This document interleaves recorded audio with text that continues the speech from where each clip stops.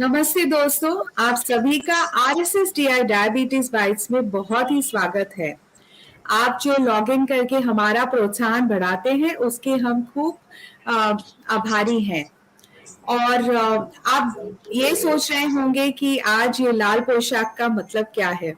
आज अमेरिका में मनाया जा रहा है नेशनल वेयर रेड डे और इसका संबंध है एक गो रेड फॉर वुमेन कैंपेन या अभियान से, जो कि दुनिया भर में महिलाओं में जो हृदय और धमनियों के स्वास्थ्य के लिए जागरूकता बढ़ाते हैं।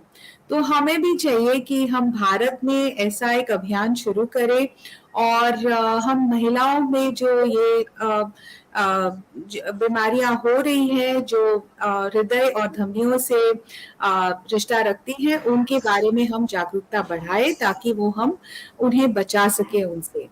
लेकिन आज एक और महत्वपूर्ण दिन मनाया जा रहा है जो कि है वर्ल्ड कैंसर डे। और आप सभी या कई लोगों को ये पता नहीं है कि डायबिटीज और कर्क रोग या कैंसर में बहुत ही एक दो तरफा रिश्ता होता है और जो कि हम ठीक से समझ नहीं पाते हैं और उसी की वजह से कई बार हम समय सर उसका डायग्नोसिस नहीं कर पाते हैं और फिर सही ट्रीटमेंट नहीं ले पाते हैं। तो ये देखा गया है कि डायबिटीज के मरीजों में लगभग 13 किस्म के कर्क रोग हैं जो काफी ज्यादा रिस्क होता है और फिर कैंसर के पेशेंट्स में लगभग 20% लोगों को डायबिटीज होता है।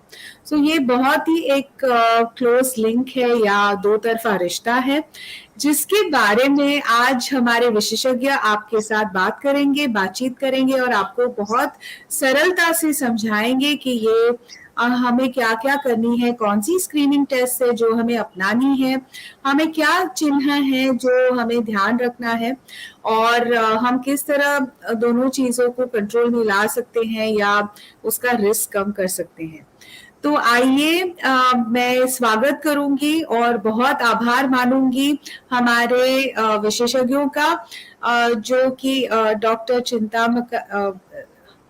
Welcome sir, doctor Chintamadaka Sairam, जो कि हैं professor oncology and head of department oncology from MNJ cancer hospital, and he's also the president of Indian Medical Association Telangana State.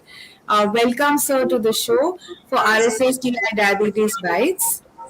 And we also have Dr.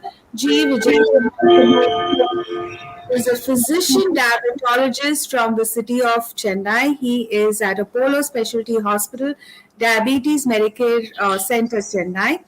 And वो उनका बहुत खास रिश्ता रहा है RSSDI के साथ। उन्हें बहुत सारे ओरेशंस मिले हैं और अभी एक बहुत एक खास रोल जो उनको दिया गया है, रिस्पॉन्सिबिलिटी दी गई है, वो है he is the organizing secretary of the 50th annual RSSDI conference 2022, which is going to be held in Chennai. And I must welcome my co-host, Dr. Faraz Farishta, who is an endocrinologist from the city of Hyderabad, who's going to be moderating today's show and bring up this entire discussion on diabetes and cancer for you all. So all the best for us, and let's hear it from our experts. Thank you so much, Purvi, for that, I would say, lovely introduction to the subject and to the esteemed faculty. We all know that, yes, diabetes has become a very important disease. It's one of the leading cause for all the non-communicable diseases, complications, whatever we can think of. So I think it is time that we understand that cancer is also an equally important NCD, which is rising beyond limits. You'll be amazed to know that cancer is now the second leading cause of death across the globe. So to start off, Dr. Sairam, my first question would be, there is so much amount of phobia which happens to the patient. So whenever a doctor talks to a patient and says, you have been diagnosed with cancer, so is it a death sentence? What is your opinion on that? Actually, if you see the survivals of cancer patients and other ailments, it is not that bad what the public have in their mind. Actually, if you see mortality in diabetic patients due to cardiovascular disease is much far ahead of cancers and diabetic patients. So we should we should say that this is a false belief the patients or public have about this cancer.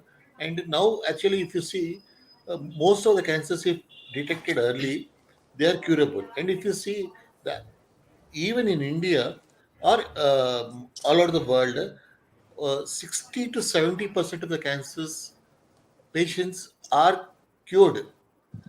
And the only thing is they don't want to disclose because of the various reasons that their family members getting married, or because of various phobia, they don't want to come out and announce that they are the cancer.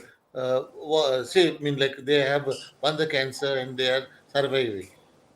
But if you say on an average, if in Western world, it is much more than that. It is almost to the tune of 80%. 80% of the cancers are almost cured in many states. This is the overall data. So we have to come. We have to uh, keep the. I mean, the first doctor should motivate the patient to go ahead for the treatment, and they should be encouraged to complete the treatment. Like, there are a lot of advances in diabetology, and I am very happy that this association has done a lot of work for diabetic patients. And I really I have not seen any other association doing such a tremendous work in popularizing diabetes treatment. And this probably we as an oncologist are also not able to do in such a big way. Uh, this platform which you have given me would like I would like to sensitize this through you. Thank you so much, sir. I think you've rightly said the importance and the need, what has to be done. Yeah, Dr. Vijay Kumar, I believe you Yeah, I'm wanted to just, add on that. I totally agree with what Dr. Sairam has said.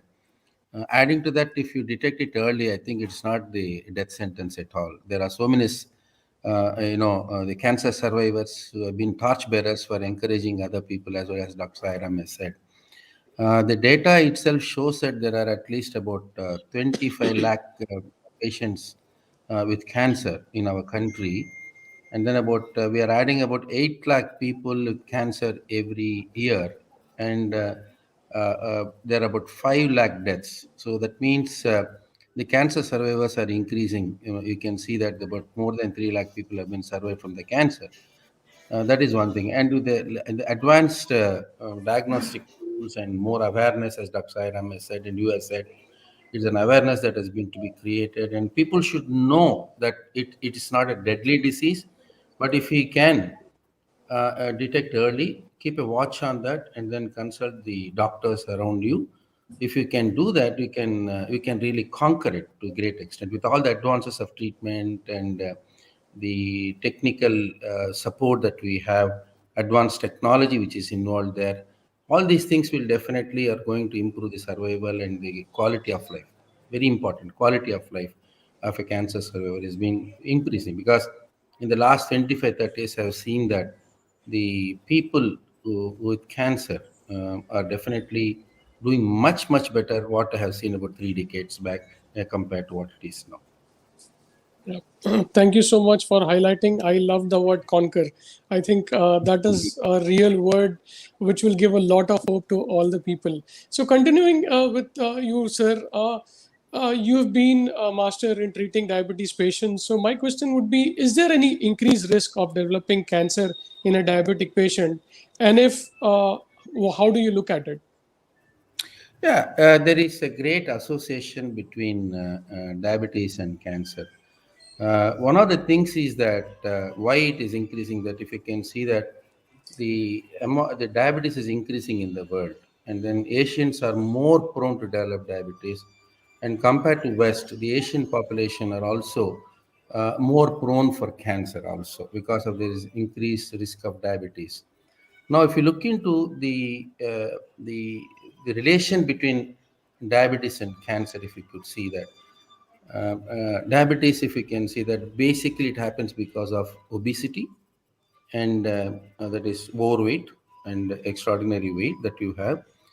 That is because of our changes in lifestyle. The less physical activity, more eating habits have changed to great extent.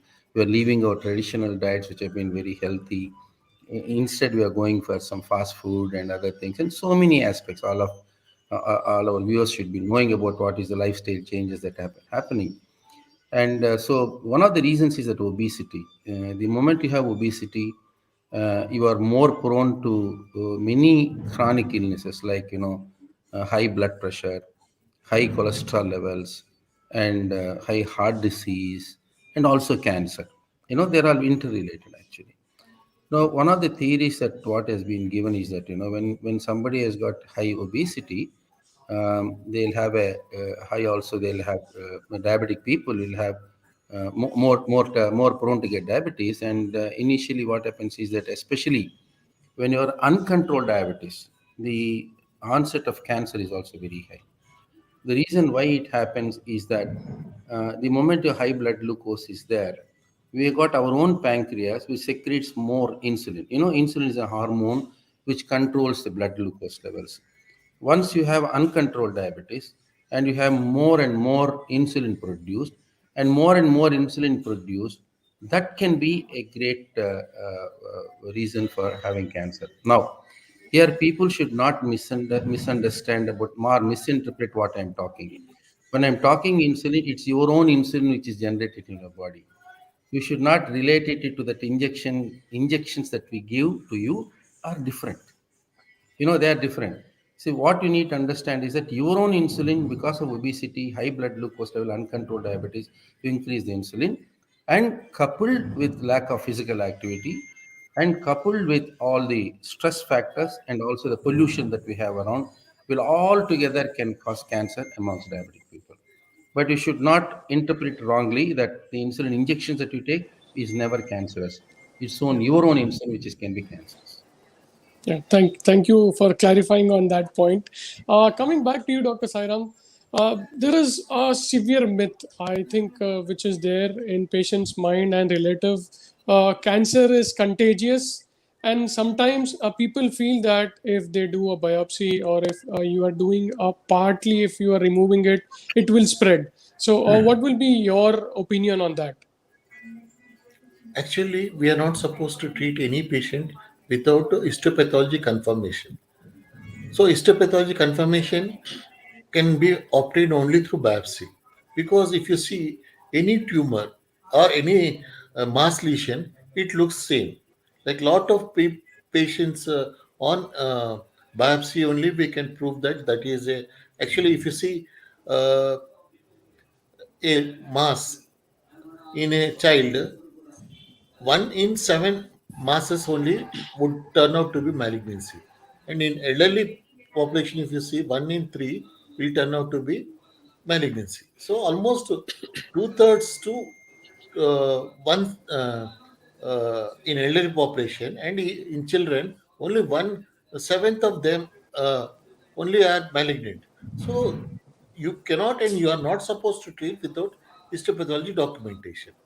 That is a uh, mm, uh, except for pituitary tumors. I mean, except for very non-approachable lesions like spinal brain stem tumors like that. That also, if you cannot even do stereotactic biopsy, if that procedure itself is risky only, you are exempted. But otherwise, without histopathology documentation, you cannot treat, should not treat. And now every cancer uh, has a type, various types of cancers. More than 100 types of cancers are there, and targeted therapies are there. So targeted therapies can be given only if you know which targets mutations are there in that given cancer patients. So you won't be treating uh, chemotherapies, cytotoxic chemotherapy, which are like atom bombs or which kills every fast dividing cell. So you will not be using those uh, just chemotherapies. You'll be just giving targeted therapies, which are most of the times oral pills, and they can carry out their life for almost, for example, hormonal therapy. With hormonal therapy, you can continue life for almost 20 years without malignancy. For that all, you need to know whether that tumor is hormone secretory tumor or expressing tumor or not.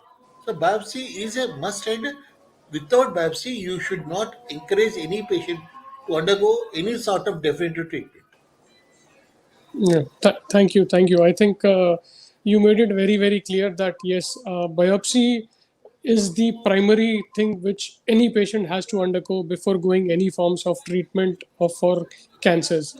Coming to you, Dr. Vijay, when we talk about female diabetic patients, do they have any increased risk of developing any specific cancers? Yeah, in general, you know that women are more prone to get, very importantly, breast cancer, and then cervical cancer, and then uterine cancer, and endometrium. Basically, you know, the female organs are more involved in getting a cancer amongst people.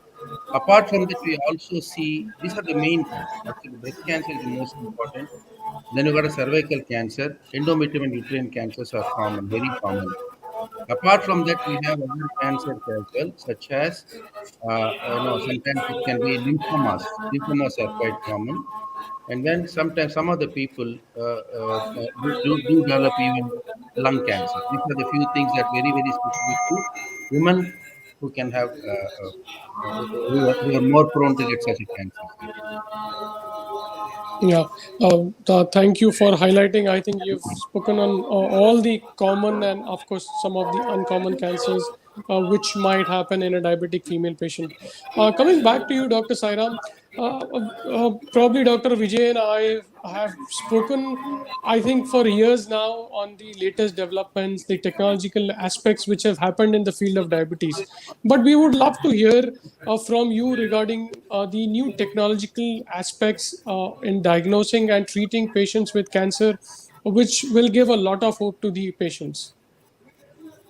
Yeah, like unlike a normal person, diabetic patients would be more prone for non-healing ulcers. That's why most of the time diabetic patients land up, like say for example, oral ulcer. Oral ulcer in a non-diabetic patient, if you give 1 week of antibiotics, it would subside. And if it is not subsiding, we will go for biopsy and all. But in diabetic patients, what happens is oral ulcer would, any ulcer in the oral cavity, it would continue to not heal. And we think that probably because of high diabetes, that oral ulcer is not healing, and we will go on increasing the diabetes drugs and antibiotics. We don't think that this is because of malignancy.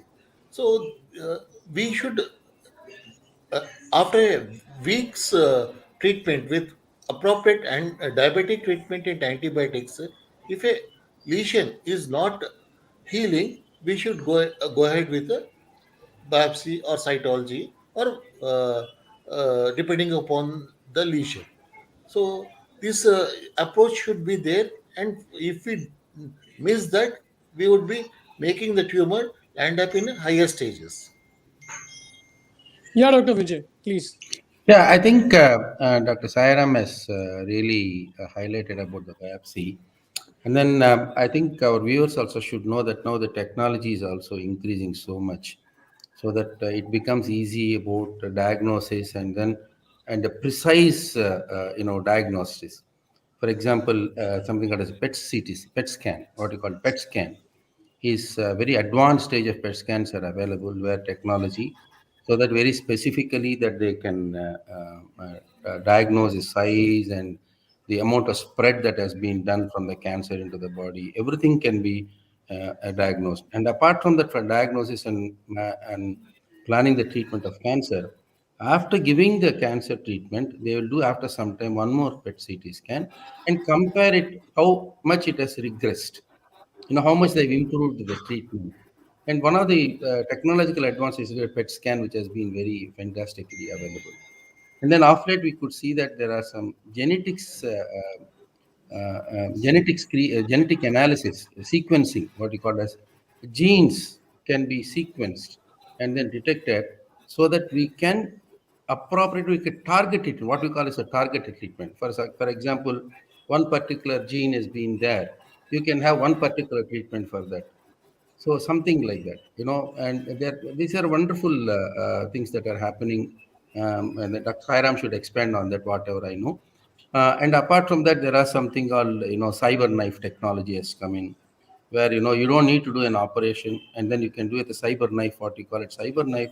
There will be no cuts or anything like that. They are trying to remove the tumor over the time. There are so many such advances are coming, and I am very sure that with all these things, I think the cancer survival rate also is going to increase with improvement quality of life. That's a very, very important. Dr. Sairam, sir, will you want to elaborate on the latest therapies what Dr. Vijay was talking about?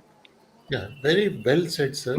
We never used to have a what is called as for medically inoperable patients. We used to tell that there's nothing else we could do, but now we have techniques of called cyber knife or IGRT or IMRT techniques, which are very very precise treatments, and the results are equivalent to open surgeries. See, for example, you all know how difficult a patient with diabetes, after knowing that he is also a cancer patient, his psychological uh, uh, stress-induced diabetes, it becomes almost impossible for him to get controlled in spite of all the advances in diabetology. And you cannot postpone that. I mean, definitive surgical treatments. In those cases, this type of new techniques, when uh, compared to taking chance of open surgeries, have proven to be almost equivalent. And patients and it is outpatient treatment. The patient results are also almost equal. So now most of the cases, you don't wait for such a highly complicated or highly refractory diabetic patients, uh, need not wait months together for having definitive surgical treatment. And targeted therapies also, just targeted therapies, like for example CML. Earlier bone marrow transplant was the only solution, and almost out of all bone marrow transplantations, CML was the patients having a bone marrow transplant. Now CML, hardly anybody undergoes bone marrow transplantation. Just pills are there, which patients are using for almost 20 years, 30 years, from the discovery of these pills. So also, like for example, hormonal therapy, I have told, it is one of the form of targeted therapies. Now we have for lung cancer, prostate cancer, breast cancer, so many advanced targeted therapies, and the results of it are much better than patients who are undergoing high dose chemotherapies.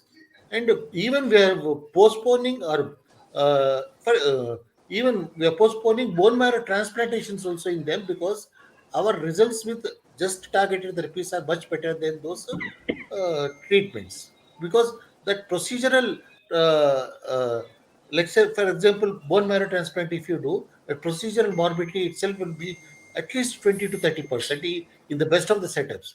That also we can completely avoid. Thank you so much, sir, for elaborating on the targeted and the new therapies.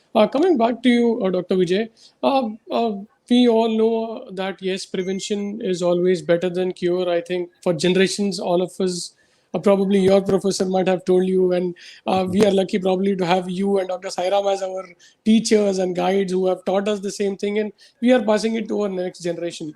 So when we talk so much about prevention, what are the common tests you would advise to a male patient and a female patient less than 40 years and above 40 years? No, it's a very difficult question to answer actually. And then I will make it a little simple. I know. Just sorry to Mm. intervene. If anybody has a family history of cancer, so I think let us stick to that. Okay, I'll tell you one by one. Actually, Yeah. one of the easiest way of preventing cancer is that, especially the breast cancer. Most of the women after 40 are taught to, examine their breasts. Okay, examine their breast, and so that if they can find any mass lesion in the breast, they can immediately contact the doctor and then do further investigations. Something like a mammogram is a very simple investigation which is being done very extensively in every place, and that will detect whether you have a cancer or not. That is one thing. As you Apart from that, very rarely we can get can preventive checkups. But one of the things that you asked me was its family history of cancer is there or not. Some of the cancer is supposed to be running in families, especially colonic cancer, and if I'm right, bronchogenic carcinoma is another one.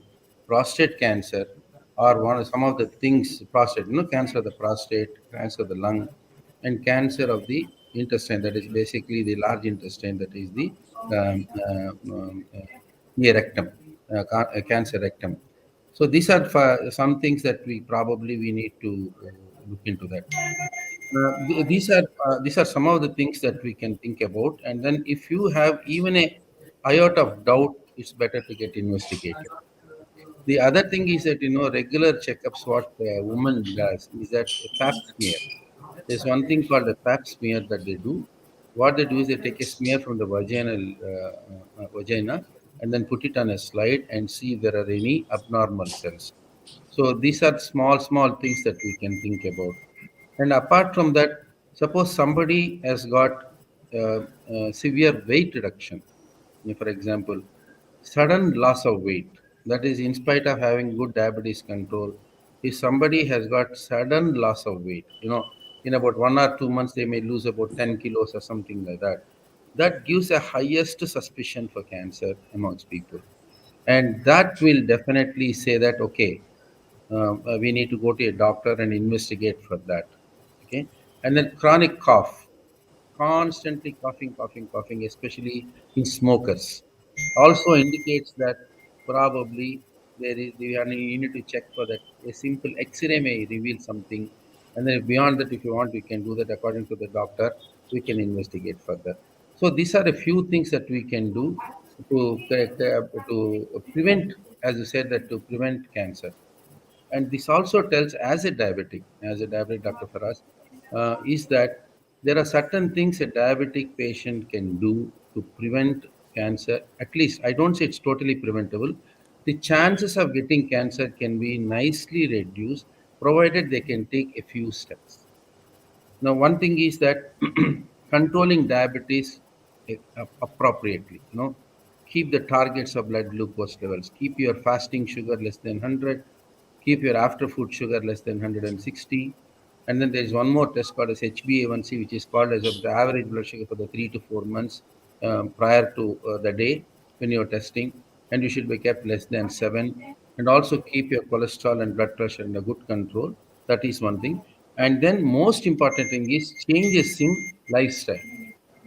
You need to not put on weight. If you're overweight, try to do something to reduce your weight. And apart from diet control, there are a very good diabetic drugs which have come, which not only reduce the sugar, they will also reduce the weight. Okay, that is one thing. And then increase in the physical activity is a very very important thing. What people should also know that apart from weight reduction, physical activity increase also will improve that. Cessation of smoking, which is increasing in the world. Cessation of smoking and stopping alcohol or moderating alcohol intake. These are the two things which are modifiable risk factors, what we call modifiable risk factors. Suppose you got a genetically prone for cancer that we cannot do anything about that. But there are so many things like controlling diabetes, controlling the weight, increasing the physical activity, stop smoking, stop taking alcohol, and then having a good nutritious diet which includes a lot of vegetables and fruits and less of fats, and also reduce to certain extent the carbohydrates and increase the proteins. If we can do that, I think to a great extent we can try to prevent cancer. At least we can postpone the cancer amongst people. Yeah, very rightly said. I think the lifestyle management still holds a lot of key when it comes to the non-communicable diseases. Dr. Sairam, sir, would you want to add on the list, or what's your opinion on that?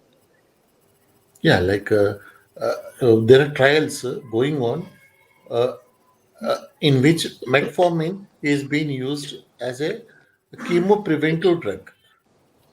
So, why this has been found to be most efficient chemo preventive drug is because aspirin and other drugs have not uh, been very helpful because of gastritis and other problems. So in future, this no in future we will be probably giving metformin as a chemo preventive drugs because a lot of trials are going on presently. So the diabetic control is the key for prevention of uh, malignancies in a diabetic patient. There's no doubt about that. Regarding the genetic testing, what now we are doing is BRCA1, BRCA2, and hereditary profile we are doing to the patients. By this, you will have a targeted therapy for the hereditary profile positive patients. Just simple tablets, oral tablets, would be helpful for these patients who are positive for this hereditary malignancies, which accounts to almost 10 to 15%. And not only diabetic patients, their family members also, we can plan prophylactic mastectomies or prophylactic uh, oophorectomies, cystectomies, and prophylactic surgeries for to prevent various malignancies. So these are all in a mean like now the screening, like some countries are planning to do this uh, hereditary profile as a first investigation of choice, because the screening in a mass uh, way may not be cost effective. That's what they're feeling. And screening for hereditary profile, and if it is positive, concentrate in those patients for malignancies is one of the school of thought, and there are a lot of trials going on that. So now what we know very well is that pancreatic cancer, uh, prostate cancer, colorectal cancer, endometrial cancer, ovarian cancer, breast cancer, and lot of gallbladder cancers.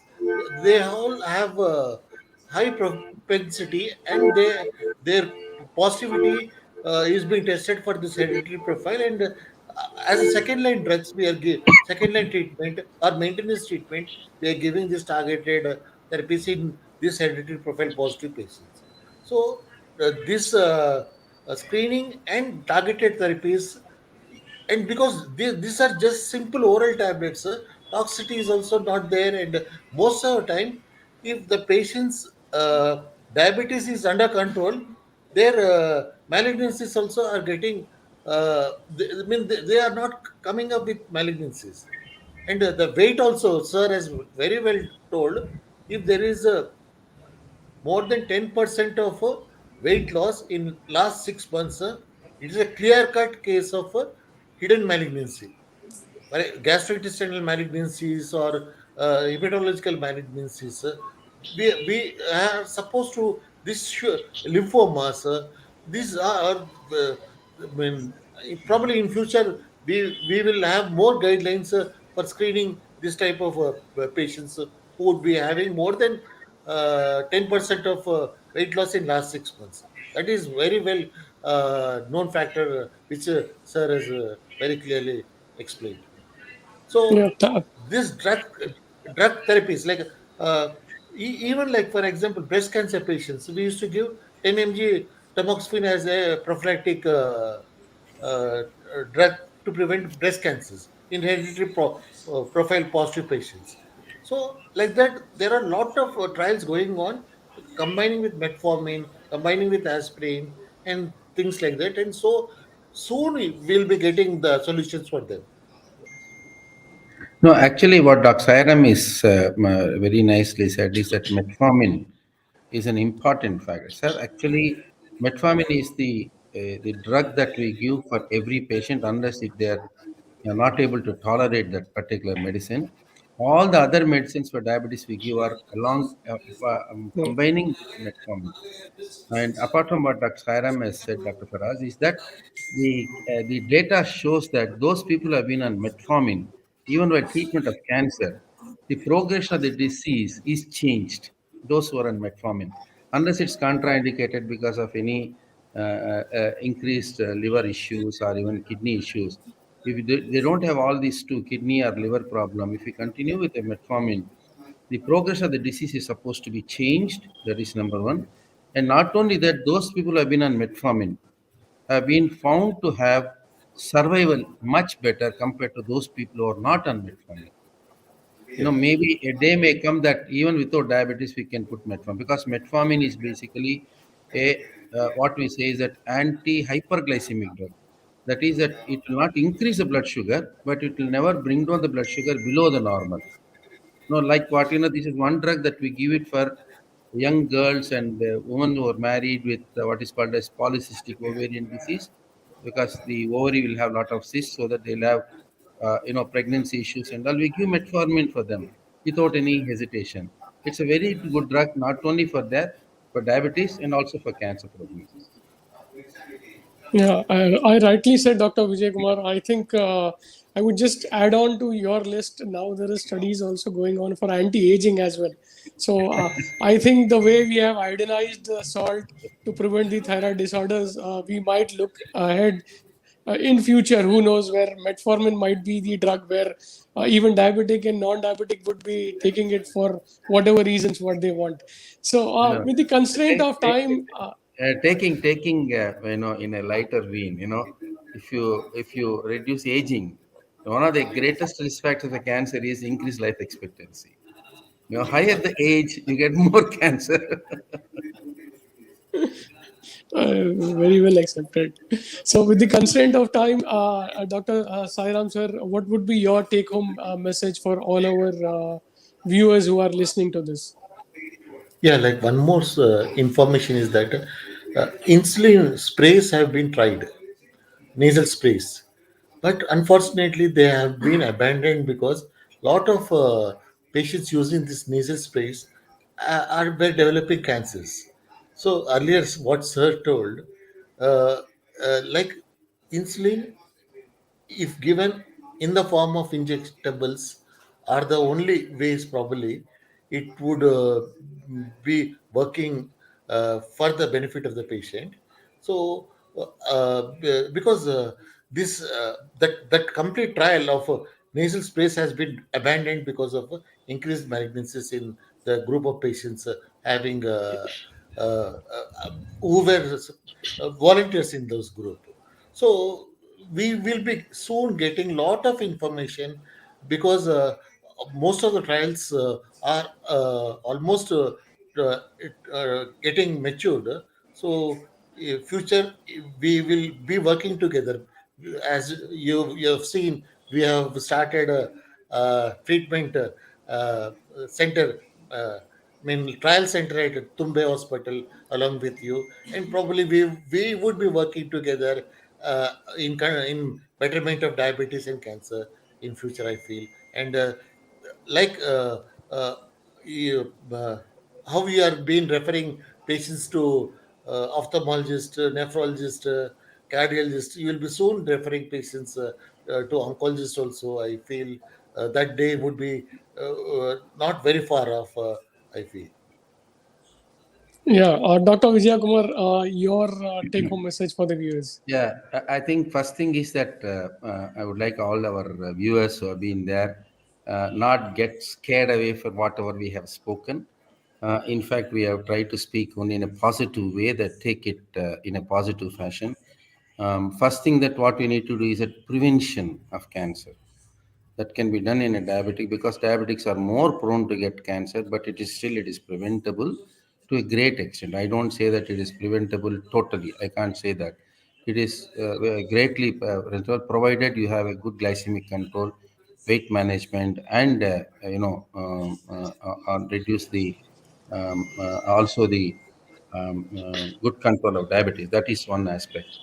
And then even if a diabetic develops a cancer, it's not the end of the tunnel. The first question that you ask, it's not a death sentence. No, it's not it's not the end of the tunnel. It's not a death sentence. It is possible to have a very good cancer cure. It is possible, and then also cancer survivors or numbers are increasing, definitely. And the what I could see that in the last 30 years are also the quality of life of a person who has got diabetes and cancer is increasing over the time. I could see that in the last 30 years of my 30 or 35 years of my experience in medicine. I could see that there's great hope. So, and one more thing what I find is that those who had a positive attitude towards the disease, positive attitude towards the disease, and the positive attitude in the sense that you should believe that I can do something, I can get cured. And this sort of positive attitude, I feel it is not in textbooks, you may not write in that, but what I have seen in our hospital, because where I'm, Apollo Speciality is basically a cancer hospital as well, where I treat diabetes and cancer patients. Those people who got a very good positive attitude towards the disease, they also are possible to do better than those people who are in a negative mode. So these are the few things I would like to spread to our viewers.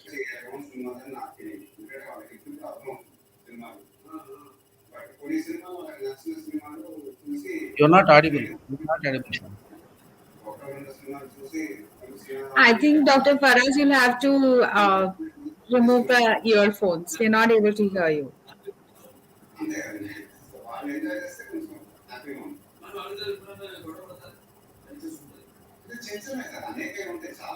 No.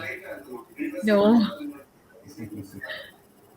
Well, we are at the end of our show, and I think this was a special episode that we had today on World Cancer Day, because we believe in creating and spreading awareness as well as information about both diabetes as well as cancer. And let me share with you all that this is the first time that we have discussed this topic on RSSDI diabetes rights.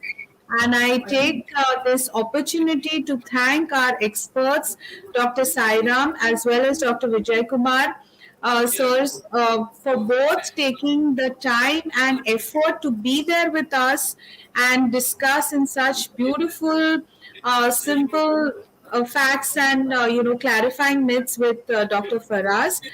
So thank you very much. Excellent moderation, and thank you so much from RSSDI core team on behalf of the President, Secretary, and the entire National Executive Committee, as well as the social media cell.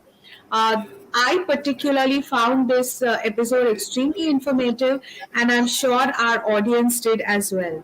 So thank you again very much, and we would love to work more closely with you in creating and continuing these efforts in creating more awareness on cancer and diabetes. Thank you again. Thank Thank you. you. Thank you, Puri. Thank you, Dr. Faraz. Thank you, Dr. Sairam, and also the viewers, and RSS Day especially, for taking it. Puri is putting a lot of effort to take this forward to the people of our country.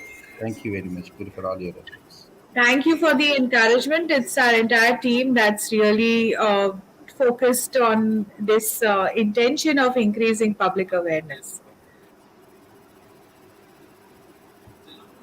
Thank you.